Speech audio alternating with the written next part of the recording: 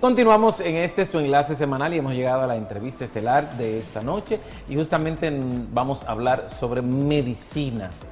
Se trata de la presidenta de ADOMEIN, de la Asociación Dominicana de Médicos Internistas, que está con nosotros la doctora María Fortuna. Buenas noches, doctora, ¿cómo está usted? Buenas noches, muy bien, gracias a Dios. Muy agradecida de estar contigo en este programa. Doctora, sería bueno iniciar hablando de la asociación, porque usted inicia una nueva gestión y ya sabemos que lleva varias actividades. Sí, la Asociación Dominicana de Médicos Internistas Incorporada nació hace ya 30 años, de la mano del actual ministro de ahora, de la actualidad, doctor Daniel Rivera, fue el primer presidente de ADOMEIN.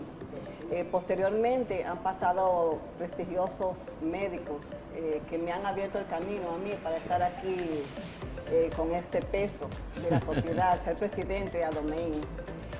Comenzamos normalmente en diciembre, tomamos la posesión con un grupo de médicos amigos y la finalidad de esta asociación es dar educación médica continua, sobre todo los médicos nobles que están comenzando en la medicina interna.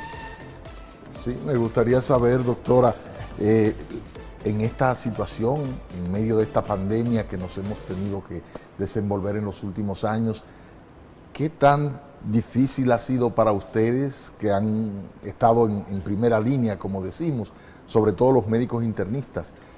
En verdad, para los médicos internistas ha sido muy difícil. Son 2 años de pandemia, de una enfermedad que se sabía muy poco al inicio. Ya es mucho más fácil porque a medida que han pasado el tiempo, los años, ya son 2 años, se ha conocido un poquito más de la enfermedad y tanto los médicos como la población tienen un poquito menos de miedo y ya los médicos tienen mucho más herramientas para tratarla. Pero en verdad, cuando comenzó la pandemia, a nivel asistencial, como ustedes recuerdan, se cerró el país y fue muy difícil todo tanto para los médicos como para los pacientes, puesto que eso hizo que muchas enfermedades crónicas que ameritan seguimiento pusieran en pausa. Frenaron, sí. Sí, ¿Hubo un momento en el que no se estaban haciendo consultas prácticamente? Bueno, aproximadamente 3 meses se cerraron todas las consultas y los pacientes con enfermedades crónicas, dígase hipertensión, diabetes en general, no tenían la asistencia necesaria para su enfermedad y muchas personas inclusive murieron por falta de asistencia. Algunos hospitales se dedicaron solamente a COVID. Por ejemplo, el Hospital de La Vega fue exclusivamente COVID. Entonces los pacientes con otras enfermedades de La Vega tenían que ir o acudir a otros lugares para tener asistencia. Es así. Sí. Doctora, recientemente ustedes realizaron una actividad y es que a mí me llamó poderosísimamente la atención, Cerda, enfermedades raras, y ahí trataban de instruir a sus afiliados al respecto.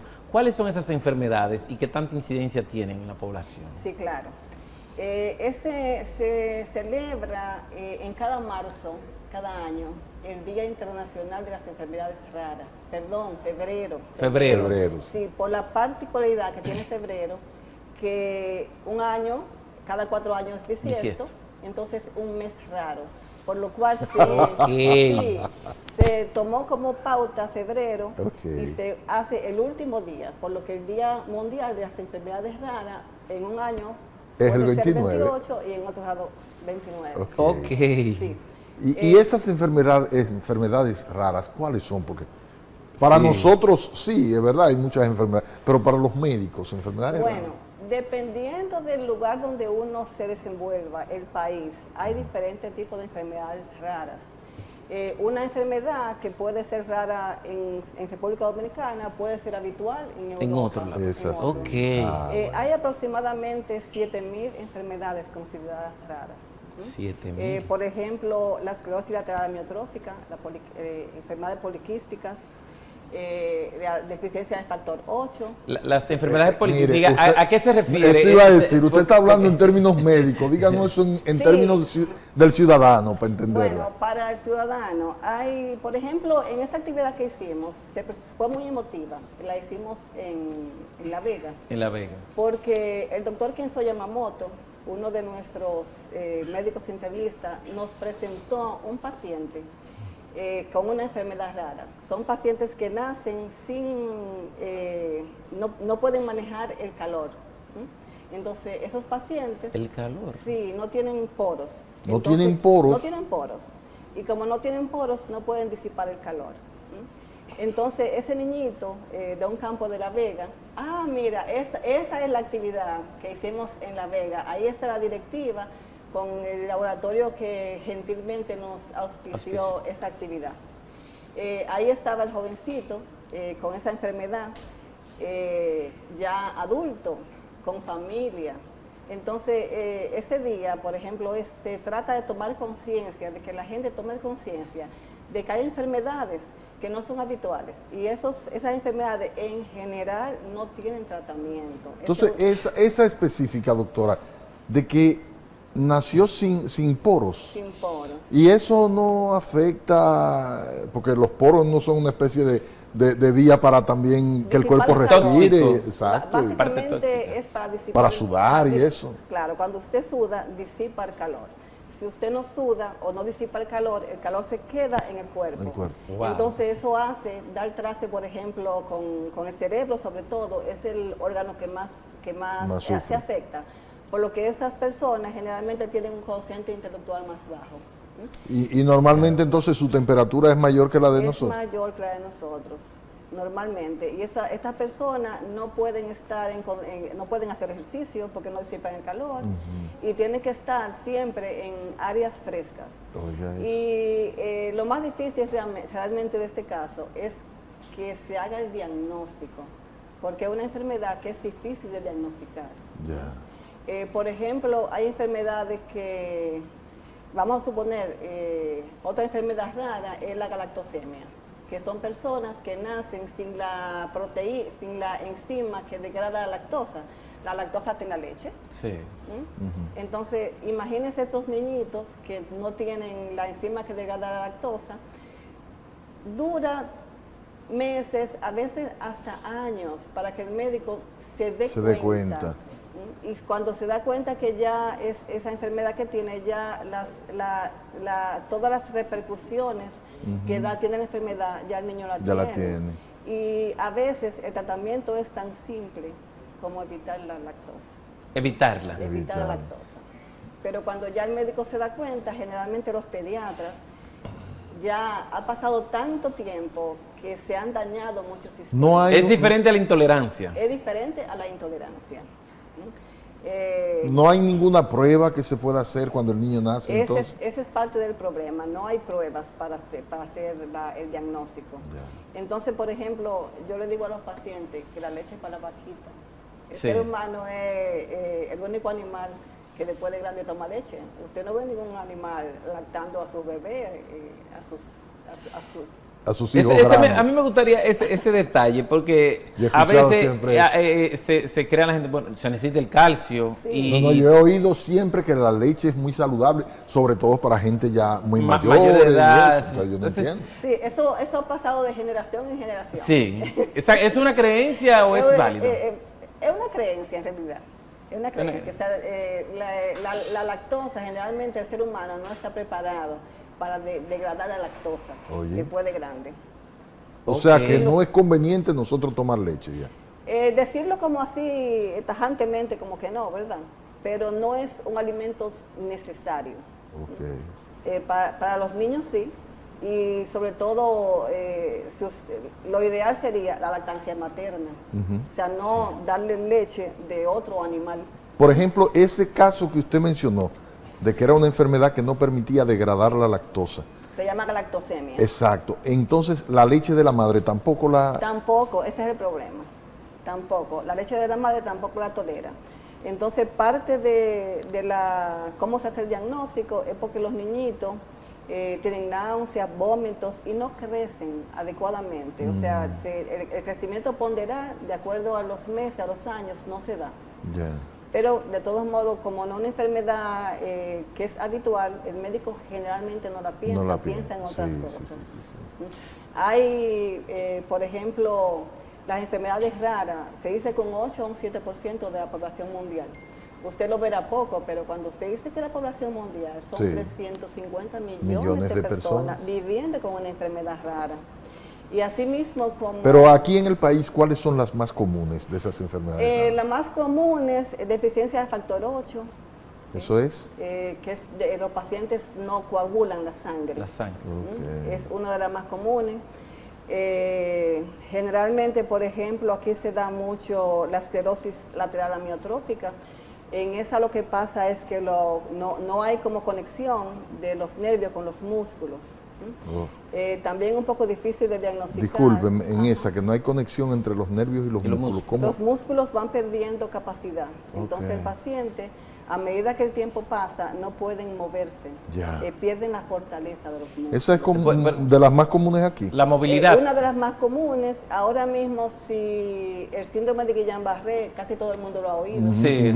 Es considerada también una enfermedad rara. Es una enfermedad que normalmente aumenta la incidencia en época de cuando hay virus.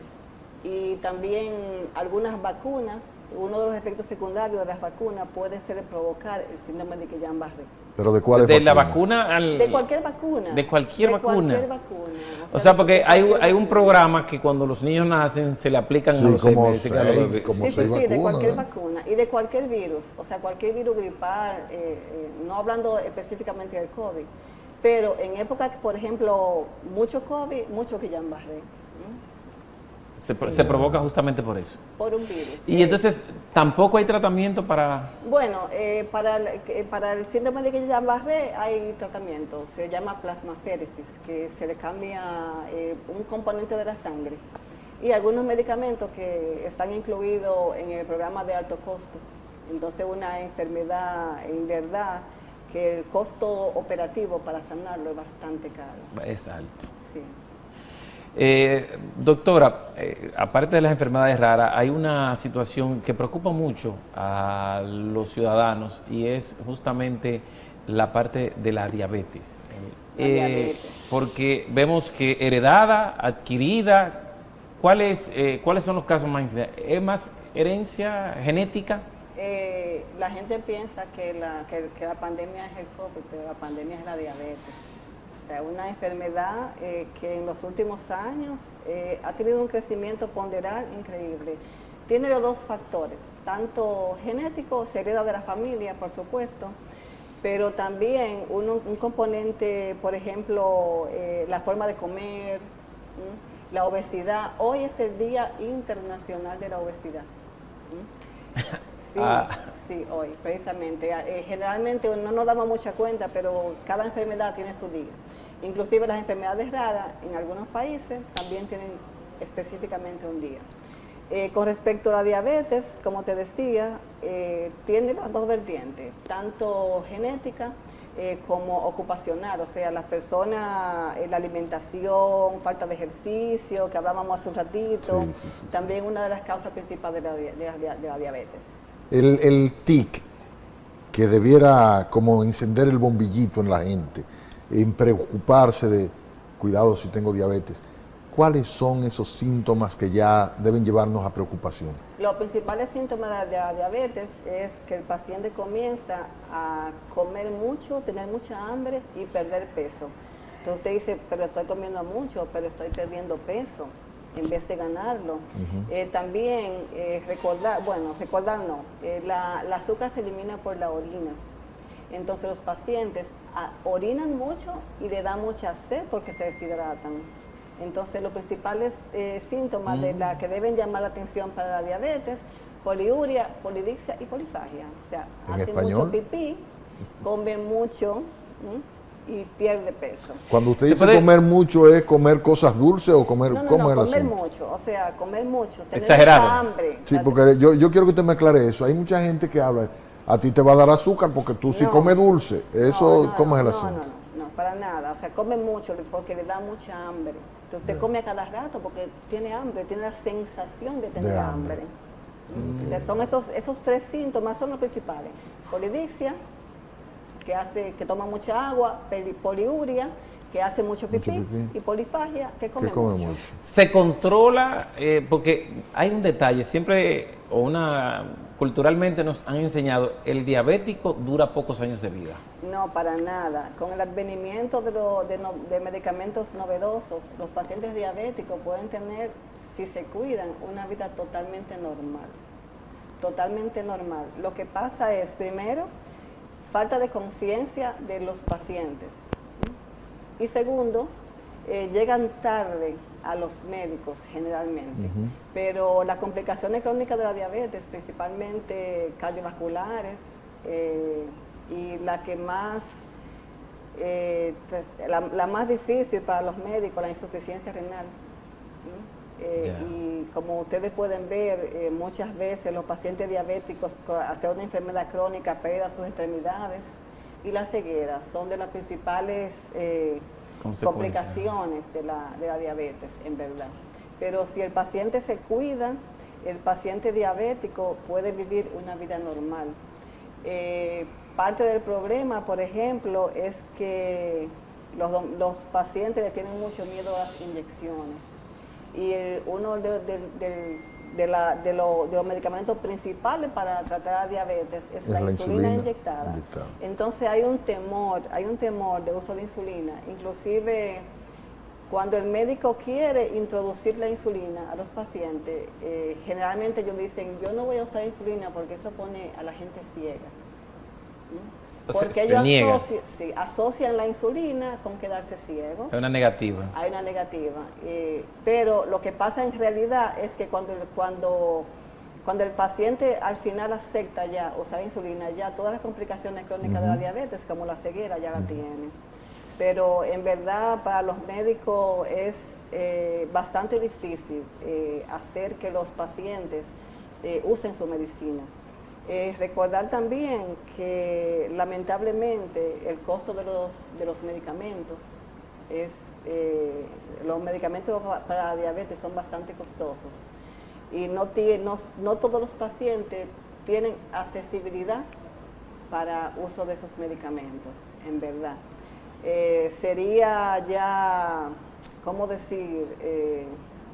El Estado debería asumir ¿No hay algún plan, proyecto de ayuda con esos medicamentos como lo hay en los medicamentos de alto costo y eso? En verdad, en algunas aseguradoras hicieron como pininos en hacer planes específicos para enfermos diabéticos. Pero a medida que el tiempo pasa, me imagino que van viendo que el costo-beneficio, ¿verdad? O sea, gastan mucho más que el beneficio que van a tener. Los programas se van debilitando.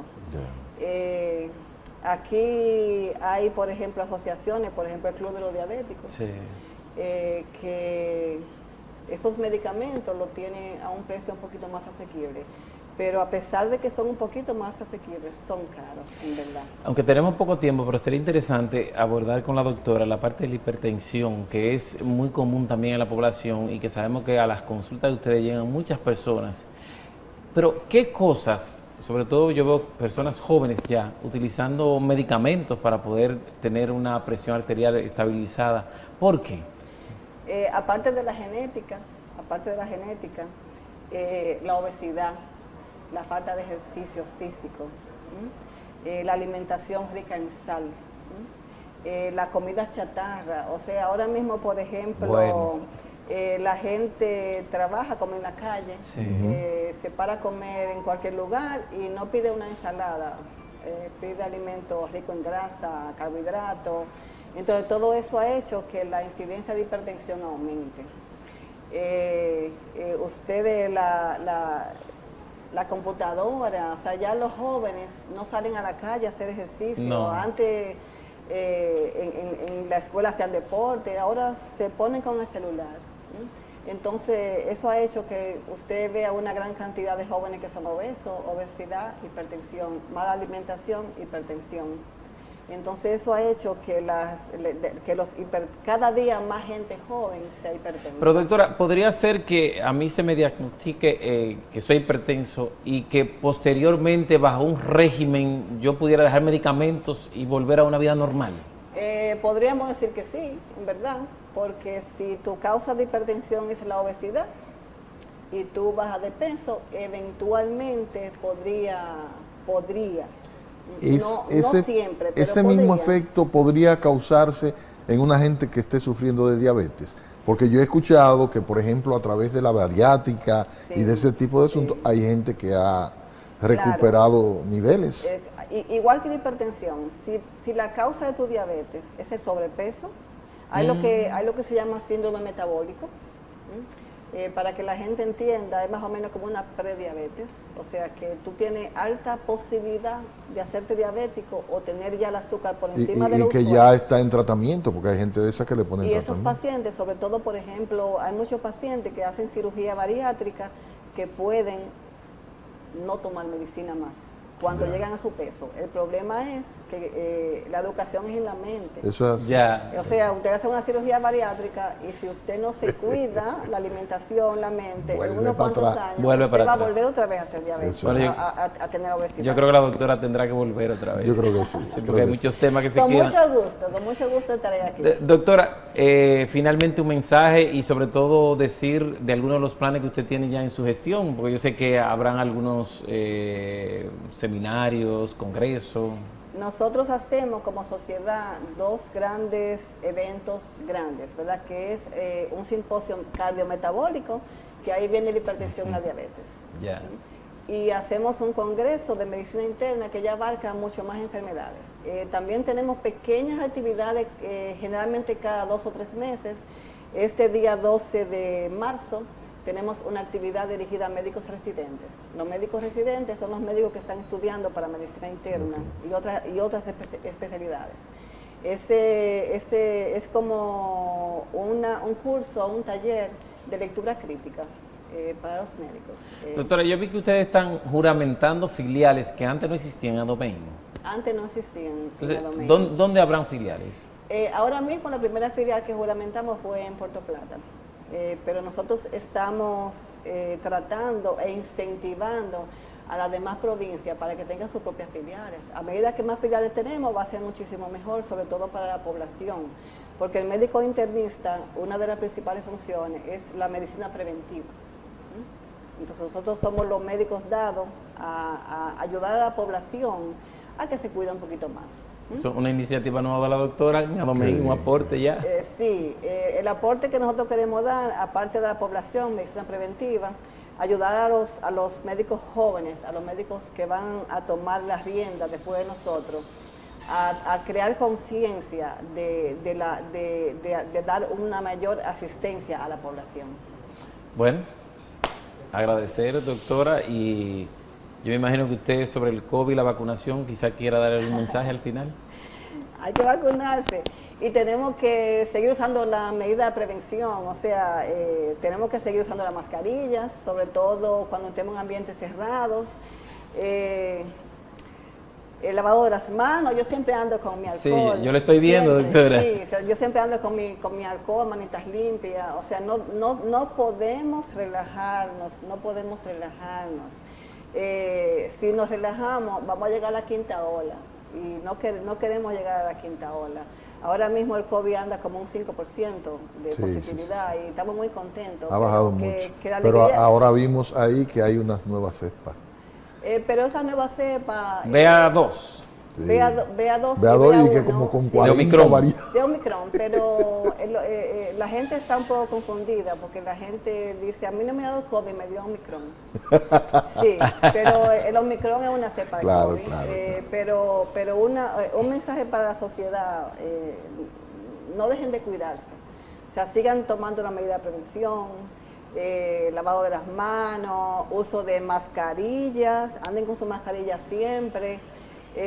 Generalmente cuando estamos con la familia, la gente piensa que la familia está sana, pero protejamos a nuestra familia adulta, protejamos a nuestros padres, protejamos a nuestros abuelos, que es la población que puede tener más problemas, porque la gente joven en general tiene más defensa para el COVID. Eso sí.